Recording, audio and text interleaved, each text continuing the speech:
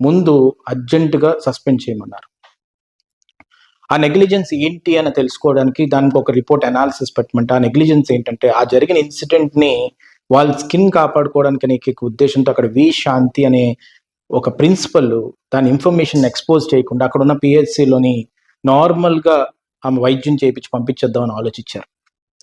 అది తెలుసుకొని ఆమెను ఇమీడియట్గా సస్పెండ్ చేయడానికి ఉద్దేశం ఏంటంటే దాని వెనక ప్రతి ఒక్కరికి ఒక మెసేజ్ ఇవ్వాలి. స్ట్రింజెంట్ రూల్స్ గవర్నమెంట్లో ఉన్నాయి. పిల్లల ప్రాణాన్ని స్టేక్ మీద పెడితే కానీ, పిల్లల ప్రాణాలని ప్రాబ్లం చేస్తే కానీ వాళ్ళ కఠిన చర్యలు ఉంటాయని ఉద్దేశంతో ఇది చేయడం జరిగింది. దీని మీద మళ్ళీ ఒక రిపోర్ట్ జనరేట్ చేసిన తర్వాత యాక్షన్ తీసుకున్నారు. అందుకో ఆ ప్రిన్సిపల్ గారు దాన్ని ఎక్స్పోజ్ చేయకుండా దాయడం వల్ల ఆమెకి ఈ పనిష్మెంట్ రావడం జరిగింది.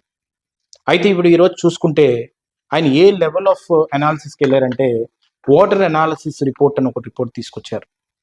అది ఇక్కడ అయ్యన్న పాత్రుడు గారు కానీ, మేము